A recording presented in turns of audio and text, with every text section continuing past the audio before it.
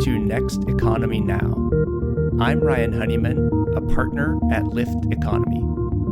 Lift is an impact consulting firm whose mission is to create, model, and share a locally self-reliant economy that works for the benefit of all life. The goal of this podcast is to highlight the leaders who are taking a regenerative, bioregional, democratic, transparent, and whole systems approach to using business as a force for good. I'm Ryan Honeyman, a partner at Lift Economy. My guests today are Bex Kwan and Jenna Peters-Golden. Bex Kwan is an artist, organizer, athlete, and worker owner at AORTA, the Anti-Oppression Resource and Training Alliance. Bex first became politicized through queer and trans organizing for mental health care, and then later cut their teeth as a young organizer through anti-racist student organizing in social work graduate school. At AORTA, Bex's heart lies in conflict work, and they bring a dedication to supporting people and moving through conflict with rigor and skill. As a facilitator, Bex has worked with grassroots organizers, cooperatives, nonprofits, and universities on political education, anti-oppression practices, and strategic planning. Bex has lived collectively for 11 years and is proudly a housing co-op nerd. Same as us at the Lift Economy team, Bex. They currently live in a housing co-op in Brooklyn, New York, with many loved ones and their dog, Kaya. Bex, welcome to the show. Thank you. So glad to be here. And Jenna Peters-Golden is a founding member of AORTA, an organizer, sometimes visual artist, and a parent to an amazing toddler who we may hear from on this podcast later. Passionate about transformative justice, community solutions to preventing violence, just climate transition, and solidarity economics, Jenna finds home in collective and visionary spaces braided together by queer and trans people, anti-Zionist Jews, and beloveds surrounding her home of West Philadelphia. As a facilitator, Jenna loves to use art and storytelling as tools for staying grounded in political history and collective vision in order to support groups generating new ways forward. Jenna, welcome to the show. Thank you. So glad to be here. So maybe the first question I'll ask, maybe to you, Bex, how are you doing right now on a soul level? On a soul level. Wow, way to start the podcast off really light, man. I think right now I'm doing quite wonderful in some ways. And a part of that is because my last half a year has been in deep collaboration with Jenna. So I'm so glad to be doing this conversation with Jenna here.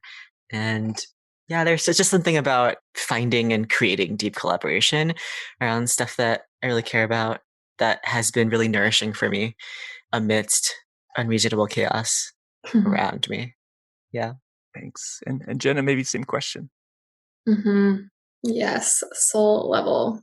I am working to locate like gratitude and joy every day is some soul work I've been doing that has felt kind of nourishing and rewarding and challenging at times. Just, yeah, what a chaos time. So much grief and rage and possibility. And yeah, I got to say that the collaboration Bex and I have been in has been such a bright spot. And also, I think just it's been so challenging to find the time and energy to be as creative as I think any of us want to in this time. Requires a lot of like effort and exhaustion to be rolling as humans right now. And yeah, this collaboration has felt so creative and energizing that yeah, it's giving me a lot of light. Yeah. Thanks. And as a participant in the training of this collaboration, I'm excited to dive in. Maybe before we go into that, I'm just curious for folks who maybe don't know AORTA, but either of you individually. Jenna, can you speak a little bit how you first got into the work you're doing today?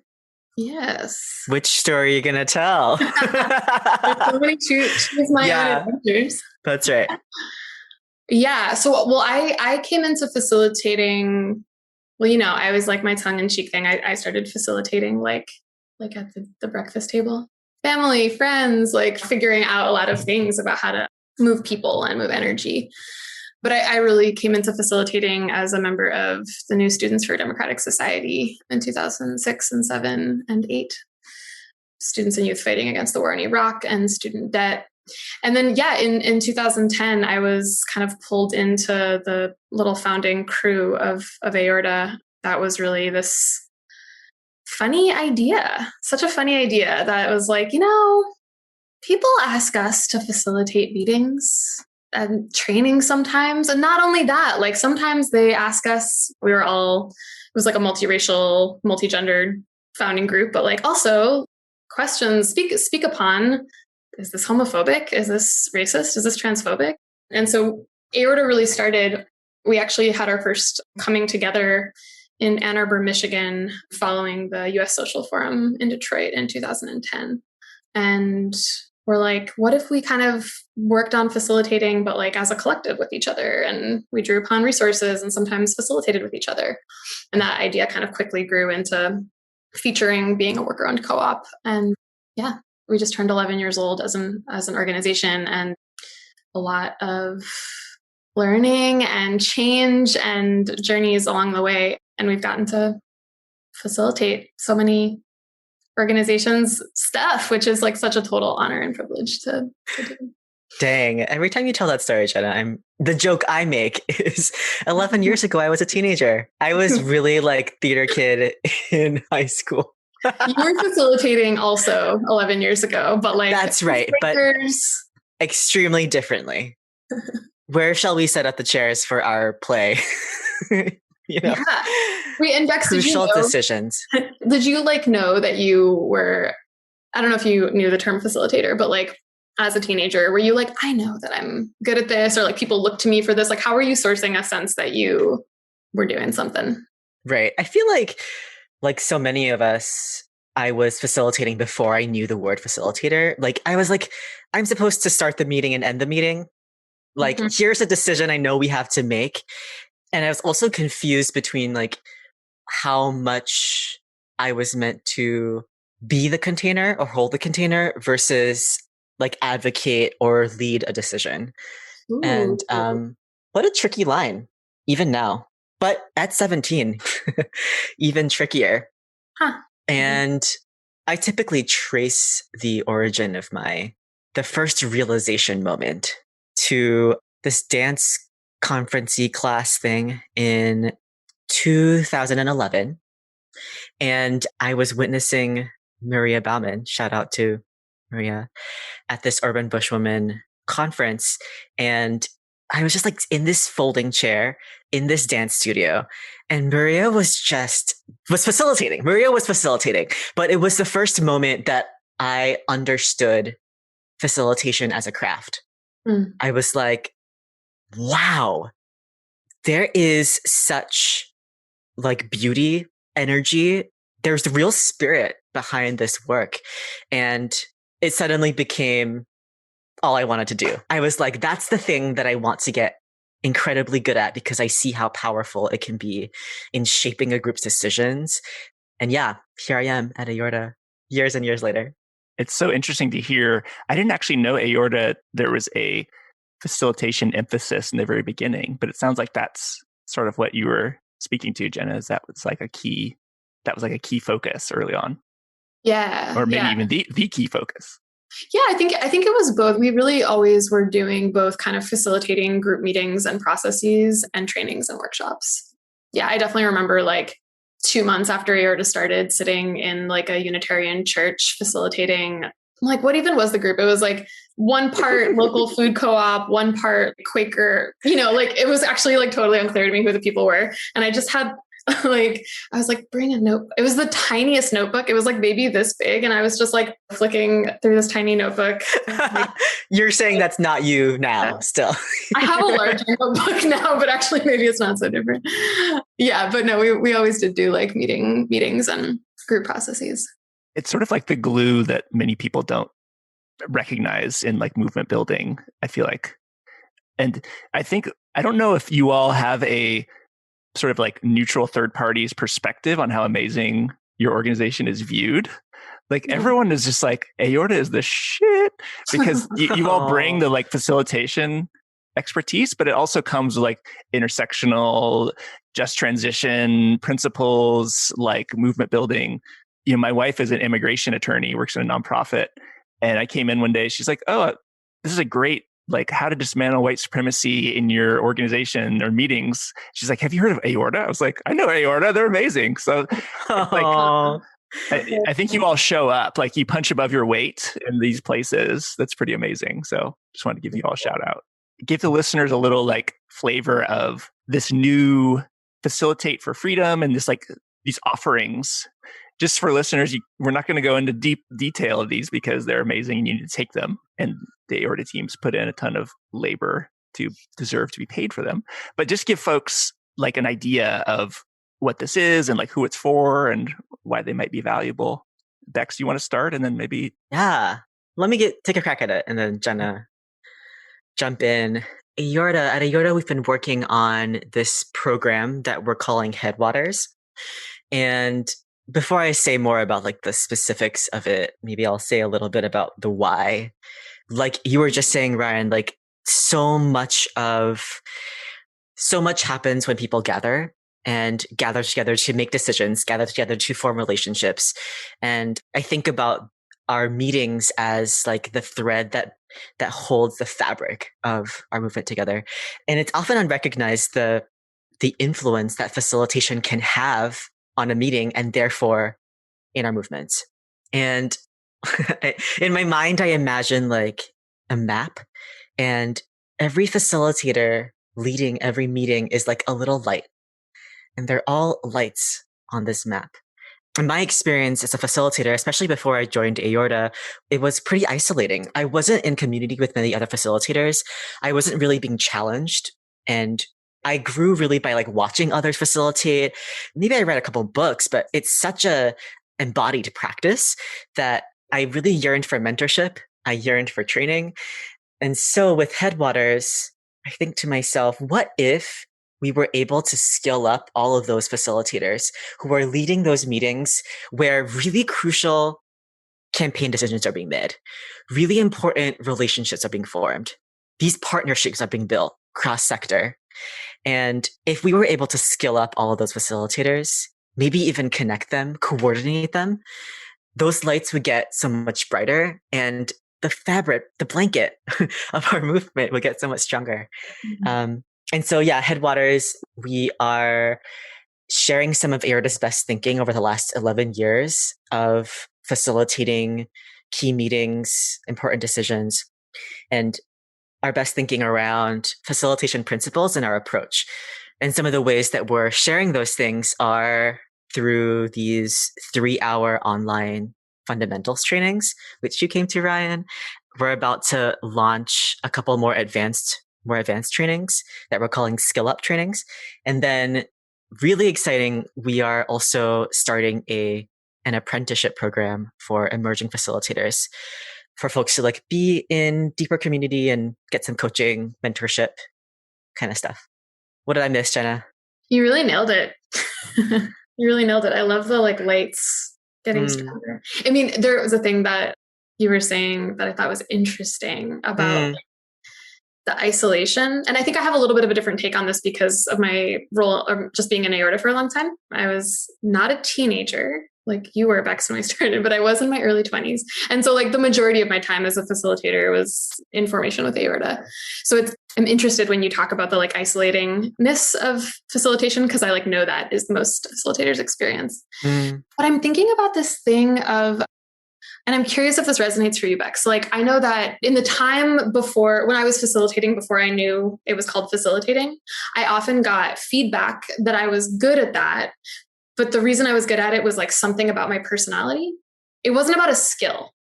And I'm wondering, like, how is this gendered? How is this racialized? Like, how, like, what, like a thing of like, oh, we can't put our finger on, but like for me, I often got the feedback that like, oh, I'm really good at like listening. That's right. I'm good at listening, different points of view and bringing them together, like making, caring for people or something like that. Yeah. And maybe this is like us segueing, but like we love talking about how facilitation is a craft and how that sometimes there is, I think the nature of a craft is that it's like it is about the gifts and style and who we are, right? That we're bringing, right? Like it is personality, it is lived experience, it is like vibes, for lack of a better words. Like that's totally part of it. And I think that what we're doing a lot of in developing curriculum for the Facilitate for Freedom fundamentals and the skill up trainings and the apprenticeship is like doing a lot of this with each other. Like, but how do you do that? Or like, what's the thinking? Like, how do you reverse design that agenda to lead to this outcome? You know, like so much of that. And I think that there's a lot of, I don't know, room left for us to kind of like as a movement and as facilitators to find more, even greater precision of like, this is a skill. But I'm wondering, Bex, if like you got any of that, like you're good at facilitating, but like, what's the thing? Yeah, absolutely. Yeah. You're a good listener. You are good at reflecting back what's going on, that sort of thing. I think a part of it too is like so many of us at AORTA, we're theater kids, and there is a performance in front of a roomness. And some of that gets mixed in with like the training side of things. At Headwaters, we're specifically focused on group process facilitation, which what we mean by that is like not so much running a workshop where you're doing more of a teaching training element, more of you're holding space for a group that is trying to make a decision or move through some sort of group-based process. Of course, there's a ton of blurry area in the midst of that.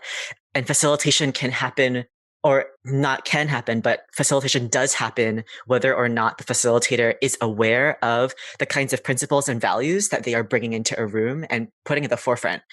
I'll just say, to answer your question, I feel like there is the like personality-ness of when people asked me to facilitate, whether it was like, you feel confident in front of a room kind of deal.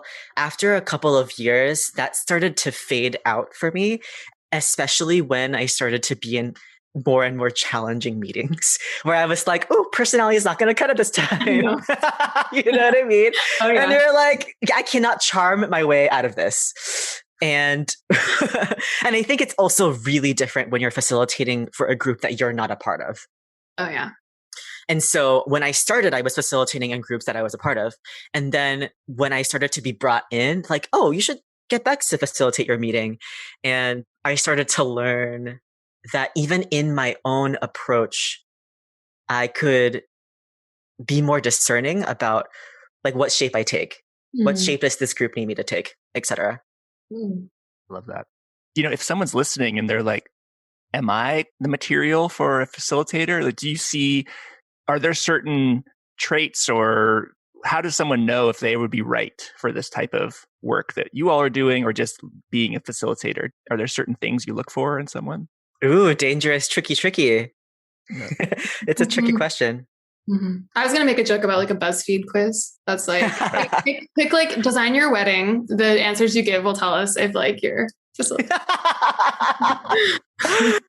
Yeah. What do you think, Jenna?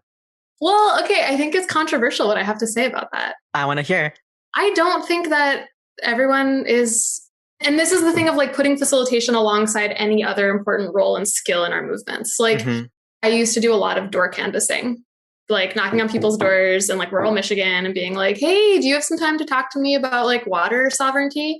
I love doing that. I was really good at doing that. Nightmare for me. What did you say? I said nightmare for me. Nightmare. Yes. Yeah. Okay, right. So that's like a thing where I'm like door canvas, like knocking on strangers' doors and there are so many skills that go into effectively doing that. And there are people who are like, Bex, you're just like, no, I'm not interested. That's not, maybe, I don't know why. You're no. I can make guesses.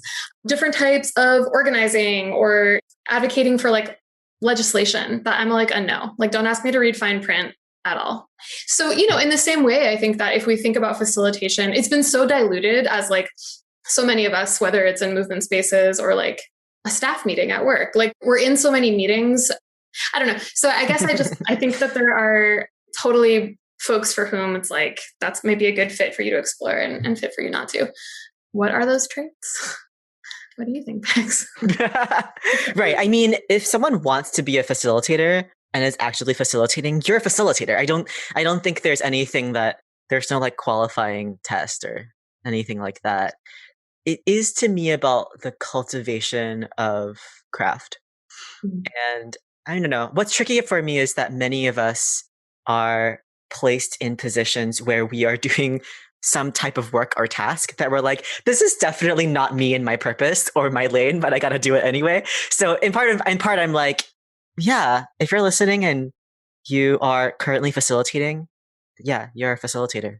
Mm-hmm. And I think if someone is really trying to pursue the craft of facilitation and it really energizes you, you feel like being in group spaces and noticing patterns and dynamics in a group is something that is exciting, comes maybe a little easily to you. Those are some things that I think about. You definitely don't have to be an extrovert. I think that's, what's that word? A myth. That's another BuzzFeed quiz. Fact or myth? I think our co-op is like ambivert, like some extroverts. What's that? Oh yeah. And then you had mentioned individual styles. How does individual styles play into facilitation? Jenna and I could talk about this for days. What if you talked about my style and talked about yours? Yeah, great. Well, I mean, I think that there are some framing. There's like some strands that get braided together to create style, right? So like we often talk about how social identity and position is like a huge component. It's like a mold, right? Or like a lens we're looking out through and people are looking through to see us. So Bex and I talk a lot about how like we could run the exact same facilitation, like use a script, tell the same jokes, hit the same punchlines, like maybe mimic each other's tones, and it would be like a totally different thing, right? A white, middle class, queer, non-binary person in my mid-30s, like this is who I am. This is like my position and location. And as a facilitator, right, we're standing in front of the room, right? We have a lot of opportunities and ways of sharing and channeling power, but that's an influential role that's there.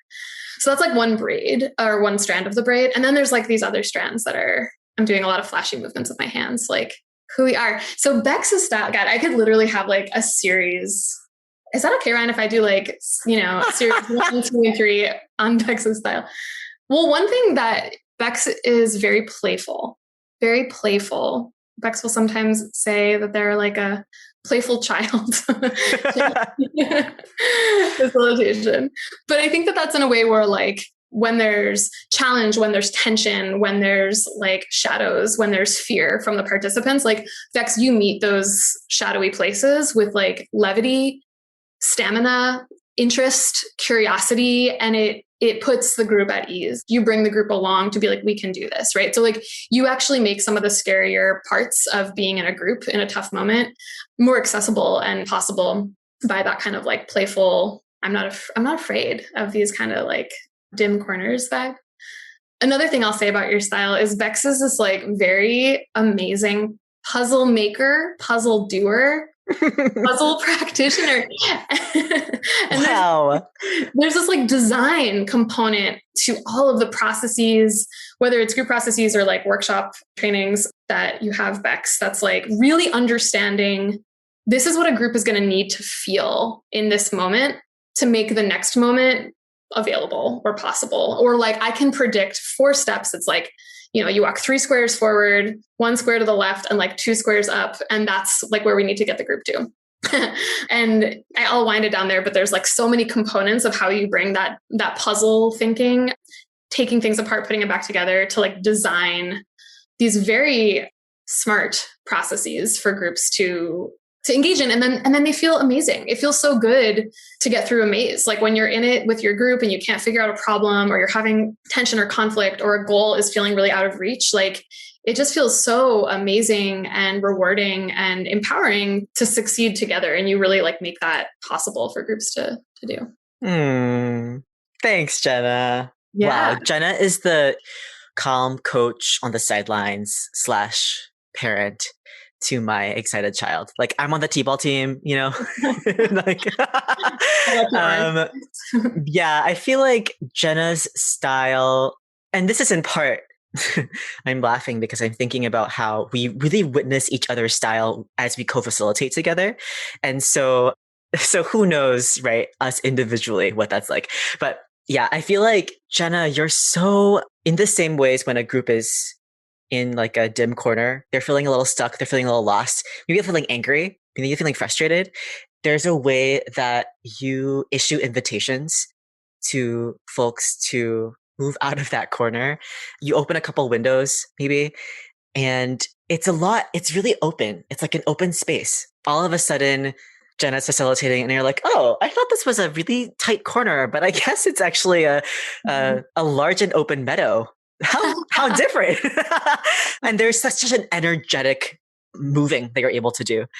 Another part of it too is I think that your style is really able to speak to the individuals in the room and recognize that in any meeting, in any group, everyone is entering with their own set of emotions, their own set of contexts. And Jenna is really able to draw that out of a group and braid those together beautifully. And yet, I like think about where we're similar. It makes me remember how earlier in the conversation we were talking about, like, I was saying, like, the line between leading and facilitating. Yeah.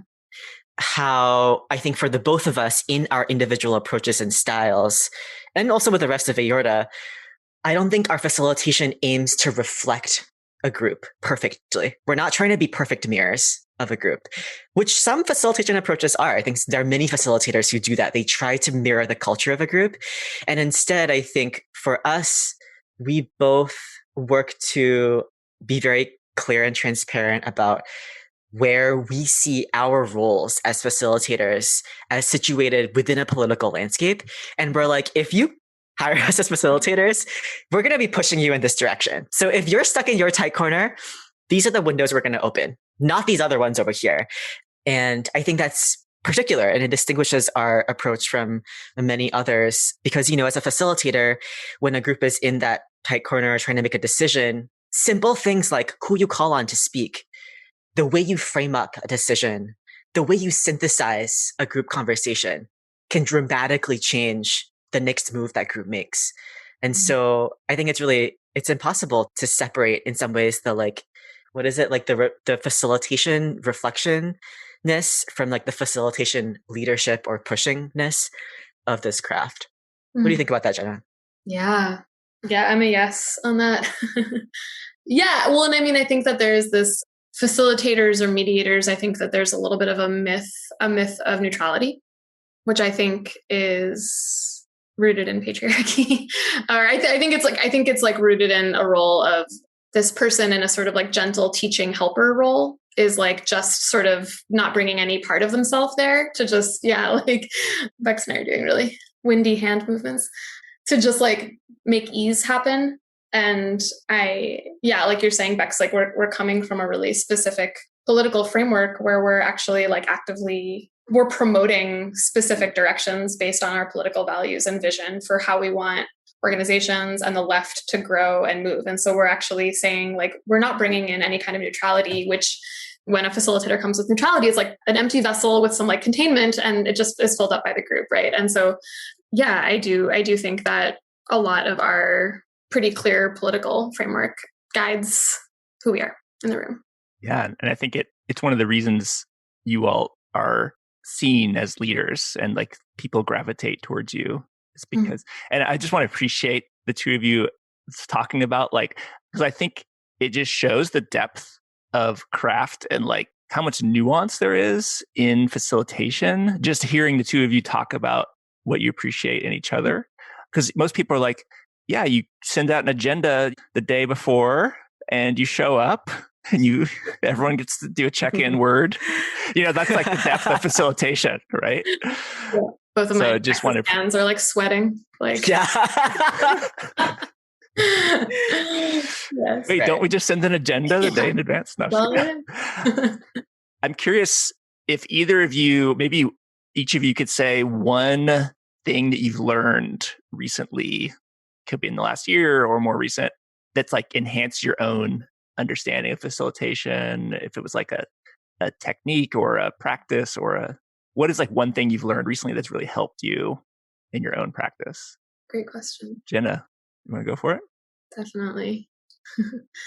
I mean, we, like many of you listening, have been 15 months, 16 months of virtual facilitation, which was not pre-pandemic. I didn't really do very much virtual facilitation. It's pretty new. And so I would say that this whole last year and a quarter has really deepened my understanding of like where my comfort zone is. I mean, that's true for probably many of us in so many ways, but I think something I've really had to learn is how to gauge the energy level in the meeting. It's so available in person, right? Like you can see people's faces that look like super irritated or joyful or they're laughing at your joke quietly, and I know that we've all been in the like meetings with most people's cameras turned off, maybe even our own. And I think that I've really learned a lot of these from you, Bex, and from other AORTA coworkers of what are 3 feelings words? What are 3 words about how you're feeling right now? Put them in the chat or put them on rename yourself with one important feeling word. And, really just needing to ask different kinds of questions and create scaffolding for participants to tell me how they're doing, how this is going, what I need to know with so much of the being in physical person cut off. So yeah, I think that's mine. Just like really explicitly asking how people are feeling and then knowing what to do with that, because then there's the piece of like everyone being like bad, frustrated, upset. And you're like, oh, well, shit. I don't really know how to pivot. So, then there's like some skills and knowing about how to pivot in that way. How about you, Bex? Yeah, I feel like I have learned more recently how to articulate my approach to adapting when things change in a facilitation, which is always like, unless it's like a webinar or where no one is participating at all, besides like passively being an audience member, you can really count on things to change and you need to adapt in some ways your plan. And I used to talk about myself and my facilitation style as someone who was like, I just come and I'm spontaneous and I just, show up and I do whatever I need to do, which is just completely not true.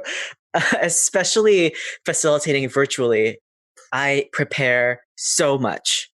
And it is that preparedness that allows me to flex in the moment.